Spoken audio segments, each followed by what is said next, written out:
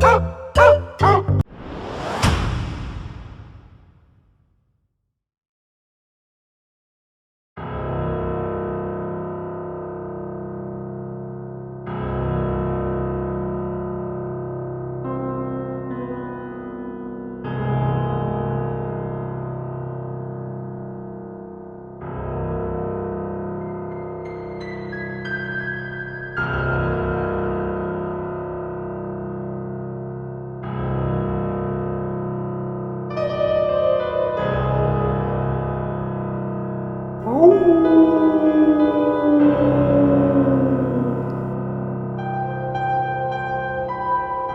everybody, it's Doug here, Doug Mr. Guy on Board Game Geek.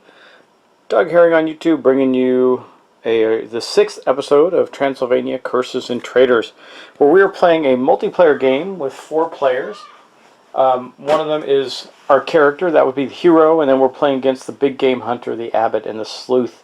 And we are trying to do one of a number of things that can allow us victory in the game. One is to break the curse by finding 5 knowledge cards belonging to the 5 different parts of the curse. The other thing we can do is to become a monster ourselves and kill other players, or to kill a player who has turned into a monster. Those are the various ways that we can win. Currently we're running around the board trying to discover clues and tackle events that are allowing us to get closer to that end game. And we're going to get right to it with our first character, who is our hero, our main character. And she is currently at the church, which is an important location for her because she had needed to heal. She's actually okay now. She's almost back to full health with 5 of her 6 starting hits. And we're going to get moving her. Now, let's just focus in on the board, and we're going to start moving. She's got tons of movement right now. She has got 7, 8, 9, 10... 11 movement, so she can go far and wide, but she didn't have a key or anything to open stuff up with, so we got to find her stuff she can get to. Well, so I think that we're gonna boogie on over here. We're gonna go 1, 2, 3, 4, 5, 6. We're gonna try these again. She's tried them more than once, so we're first going to try and make an attempt on this one. We did not pass over an event space, so we're just going to make some rolls. So the first one is this one. It's a fight 5. Let's go to the bowl, the dice bowl, see if she can pull it off. Okay, her fight is currently, as I look at her cards, a 4. So, here's our 4 dice. We're going to see if she can pull it off. Now, what she needs to get is a 5 total on these dice. So let's see if she can do it. She's had bad luck with this, but you never know. Well, she did it exactly. Actually, that's pretty awesome. So she got 5 there. That's going to allow her to pull a discovery card.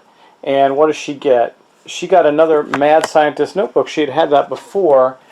I don't know. The only cool thing about keeping that one is it is a general knowledge card. And what she got in her hand. So far we've got a Bible, which is I think that's the general knowledge card right there. I think this is actually, oh, this is the zombie one, I believe. So we actually have 3 or 4. Let's see if she's got some. She's got a vampire one, or full moon one already, which is for the werewolf, and then she's got 2 werewolves. So what we're missing with her is the vampire. If she can pull one of those down, then we'll have all the cards we need. But she does, and she only has 4 cards in her hand. She's got the torch, the Bible, the wolfsbane, and the Mad Scientist notebook. She is not going to. She's got 4 cards out right now. She's kind of leaving her full moon up because she's not doing as well as the other players. Her full moon card, and I'll show you what that one looks like. Because if she can get another card that might flip her to a werewolf, she'll have a better chance of winning the game. You know, that gives her +2 movement too, but so that actually gives her, what is it, 7, 8, 9, 10, 11, 12, 13. She has a total of 13 movement. But we're not going to go all that far, I think. Let's go back to the board. She is going to continue and make an attempt on this one as well. She might as well, because it could give her her victory. But this is a spirit of 4, so let's go see if she can overcome this challenge. Her spirit is currently a 4. She's got a base of 4. We were able to, through determination, add 1, giving her a 5, but she gets a -1 spirit from her witch's broom that gives her all that movement. So she's got a total of 4, and she needs to roll a 4. So, and she rolled a 5. She's actually having a good turn with this. So we discard that into our bowl of discard, bag of discards. It's a bowl, it's supposed to be a bag. And she gets another discovery token the shattered mirror. This is not good. You must immediately attach this card to an examined card. I don't like this. She had great cards up. Let's see. Standing before you is a large old mirror. You reach out to brush the dust away and it shatters into 1,000 pieces. You must immediately attach this card to an examined card. Look at how bad that is. It gives nothing but bad stuff. You may not discard this card until you also discard the card it is attached to. If you have no examined cards, then you may discard this card. Well, we do. I guess the one that's least impactful to her currently gives her +2 mind. It's pretty powerful, but she's got other stuff that's more useful to her right now, like well, she could do the prayer. She could get rid of attached to her prayer. It gives her +1 movement, +1 mind. I mean, she's got 13 movement right now. It's not going to kill her. This is going to drop her down to 12. I guess she'll attach it to the prayer. That's going to be the card she's going to end up having to discard. So she's got the mirror on the prayer. That's not good. But let's continue on. She's still got stuff she can do here. So she's going to go 8, 9, 10, 11, and 12 to here. So she gets a Fight 3 thing that she has to overcome, and she'll draw an event card. So let's go back to the dice bowl. And now, since she's got that card, that terrible card, her fight is actually a 3 instead of a 4, but she only needs to roll 3, so let's see what she gets. She failed. So this goes back on the board, but we are going to draw an event card. What do we get? The Imp. A mischievous little creature. His hands are inside your bag before you notice. And all adventurers place a card from their hand at random in a pile on the table. The player who drew this card makes an attack trait roll. On a 0 to 2, all cards are discarded. 3 to 4, each adventurer receives 1 card from the pile. That's interesting. That doesn't mean it's the same card. And on a 5+, the player who drew this card may look at the cards, keep up to 2 of them, and then pass the remaining cards as they wish. Okay, so we're going to hold on to that for just a moment, and I'm going to think about what everybody's going to pitch in. Our main character is going to pitch in the torch. Big Game Hunter is going to toss in a holy water. And the abbot, let me see, what is the abbot going to toss in? I think the abbot is going to toss in, it doesn't say he can't. I think he's going to, yeah, he's going to put in the crystal ball as his item, because he's trying to hold on to his knowledge card. Well, you wouldn't know that, but he's trying to hold on to some knowledge cards. And the sleuth, man, she doesn't want to give up anything, but I guess she's going to have to, she's going to toss in the holy water. So all 4 characters have put in a card. Let's go to the dice bowl. Now we are going to be using the attack trait, which, as you know, right now is only a 3 because of that terrible card that our character has. So let's see if we get lucky and have a good roll. A 3. Well, that's not bad. It says each adventurer receives 1 card from the player from the pile at random. So I'm going to shuffle up the 4 cards a little bit and see what our main character gets, and then I'll pass out the other ones to the other players blindly. Okay, here's the deck. What do we get? She got the crystal ball. That's not terrible. That wasn't what she had before. And I'm just giving 1 to each of the other characters. There we go. That was the Imp. Now, that is also going to mark the end of her turn. Now we're going to move on to the Big Game Hunter. Now, the Big Game Hunter has some things that he can do, but he is going to go now. He's got, his total movement is a, I'm looking at his cards right now. He's got a 7 plus the super serum, which he's got face up right here. The super serum gives him +2 movement, so he's got a 9. So he's going to go 1, 2, 3, stop there, draw an event card. And, ooh, this is interesting. The Revenge of Dracula. Place this card at the center of the church.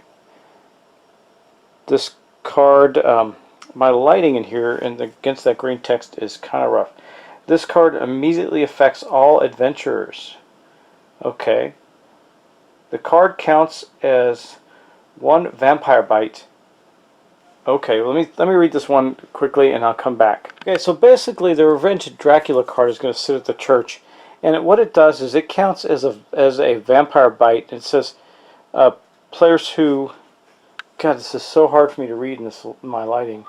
It's like this green and red text against the background. It says basically it counts as one of the 3 cards toward becoming a vampire, and it sits there at the church until it's replaced by another card. That is the event of the big game hunter in his current movement. So we're going to continue on with him. He's going to go, might as well go 3, 4. He's going to go right here. He has a key, so he's going to use it to unlock this location. And then he's going to attempt whatever's under here. It's a fight of 3. Not too bad for him. He currently has a fight of 6, guys. The reason being is he's got a fight of 5 normally, and his wood stake gives him a +1. So he's got a fight of 6. He has to roll 3 or better. He made it easily, so he is going to get a discovery card. I'm going to take a look at that. Okay, putting that in his stack. I'm going to see if he's got, I think he might have, nope, he's only got 3 cards, so he does not have to do anything there. And we're going to continue on. Okay, he's going to, so far he's gone 1, 2, 3, 4, 5. He'll go 6 to here. He could, yeah, he'll go 6 to there and draw another event. Let's see what he gets. Okay, let me grab the event deck here. And let's, sorry, I almost grabbed the Banshee. So we're encountering a lot of monsters and stuff right now in this deck. We were encountering stuff before. A ghostly howl grows to an ear-splitting shriek as the creature advances upon you. Make a mind or spirit trait test. Okay, let's go to the dice bowl. Well, neither of those are his best stats, but he's got this Super Serum card, which gives him +2 to his mind. So that's going to give him a total of 5 dice for the mind roll. That's what we're going to use. Let's see what he gets. He rolled a 3 total, so that's going to be in this worst category. Okay, the beast screams before you can... Well, I gotta look to see. He has just been defeated. Let me check him out. He just got killed. So the Banshee slew our big game hunter. So what happens then? So the first thing that we do is we take these cards here and we put them just like this, and we put this number 1 on it, a 1 blood splatter token. Then we're going to place 1 here to represent that the character died there, and that's where those cards are. Now, the rest of his cards are going to stay right here, and on the next turn we're going to find out, we're going to reveal if that player comes back as another character or comes back as a monster. We'll have to see. That most abruptly ended the turn for the big game hunter. Now, we do have some more stuff going on here. We got our abbot up there who's about to take a step off the board and see what's over on this side. So that's going to be his first move. He's going to draw a tile. The swamp way out there on the outskirts of town. He finds a vetted swamp, and I'm just going to put that tile right there. I'm just going to squeeze on in, boom, and then I have to populate it. Okay, we got some tokens. We got 1 here, 1 here, and 1 here, and none of them are locked, so they're just there to be discovered. And that was the first of the abbot's moves. Out of 6 plus, let's see what else he's got. 6 plus, that's it, just 6. But his very first move puts him on an event space. So let's draw an event card and see what we get. He's a little scared after the last event card that took place. Okay, a full moon card. We know what this one is. So we must examine this. That puts the abbot over. You may discard this card at the end of your turn if you possess this card and also possess a werewolf card. Okay, well we have to, in examining this, we're going to have to take something back. I think we're going to take, he's got 4 cards, so,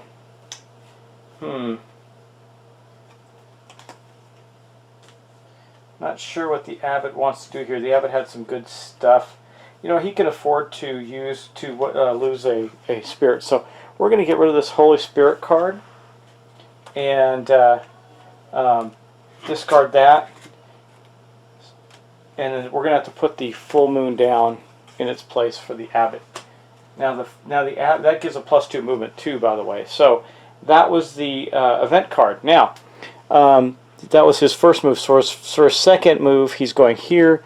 He drew a 4 fight token. The Abbot's fight is only a 3, and he's got to roll 4. So I don't know if this is going to go well, but he could do it, and he succeeded with a 5. So our Abbot, who's done really well, got another discovery card. So I'm going to put that in his stash. I think he's going to have to drop something though.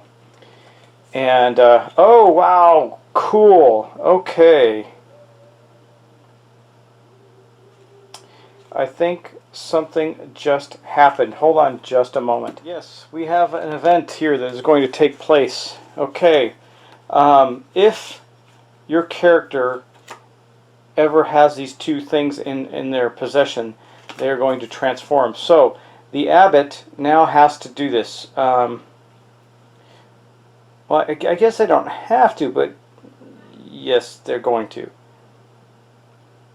You may not discard this card if you possess the super serum or die while holding this card. You become a zombie. Well, actually, he's going to do it anyway because he's got to get rid of some cards. Might as well make the best of it. He's got the biological agent and the super serum. So the Abbot has transformed and become the zombie. We're going to follow up and see what we got to do next. But these two things are going to be the Abbot got this when the imp passed out cards. This came back to him. So anyway, these two cards are going to get discarded, but the Abbot is now the terrible zombie. And the zombie has a cool special ability where he gets to put new things out onto the zombies out on the board and drop them off. Anyway, let's pick up the Abbot's token as well and replace that. So basically, we're going to replace that with this token. This is the zombie, and that is on that space there. The Abbot is no longer, and so we're going to take the zombie card and replace that with the Abbot card there. And this is our new character. Now the zombie goes straight up to 10 hit points, and is going to wander around the board and do terrible things at this stage. So let's look at what the zombie can do. Okay, here's the zombie reference card. So what do we do with the zombie? Well, how do we win? We kill half the number of players, so 2 players. You may attack an adventurer. You can reach one time per turn. You may not end your movement on the church tile. You lose 2 health each time you enter the church. To break a lock, end your turn on a lock token, forfeit remaining spaces. So they can also break locks. Pretty cool. And all their items and stuff don't mean anything to them anymore. All that matters to them is that they have a roll for attack, and they also get to drop zombies down on the board that can harass and mess with the other players. Pretty cool stuff. So our Abbot's new focus in life is to kill the other players. So instead of trying to stay where she's at, I think she's going to be rushing around the board and heading toward the other players as quickly as possible. Okay, so one of the cool things about your transformation is you automatically get all your movement back, all your health and everything.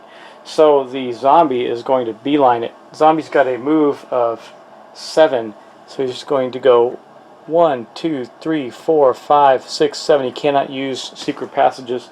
He's rushing toward our character, the hero. That's not good for us.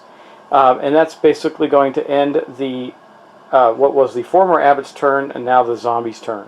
Well, last but not least, we have the Sleuth, who's still doing fairly well. Got some good stats, reasonably healthy, got good cards, and is going to continue to move. She's thinking to herself she's going to try and stay away from the zombie and stick to the zone that she's in right here for right now. She's going to go 1, 2, 3. We're going to pick this up. Oh, and by the way, there's no determination rolls or anything for the zombie now that Abbot has transformed. So she encountered a Fight 4 token. Because of all her great items, her double barrel shotgun and her torch, she actually has a 6 fight. So she's doing quite well. There's 6 dice. Let's see if she can overcome a 4. So easily, she got 9 right there. So that's going to go into the pile. And the Sleuth is going to get to draw another discovery card. Oh, a revolver. Oh, well, you're actually not supposed to see that. That's the other player. But I don't even know if she might not even keep that item. She's got ones that are better.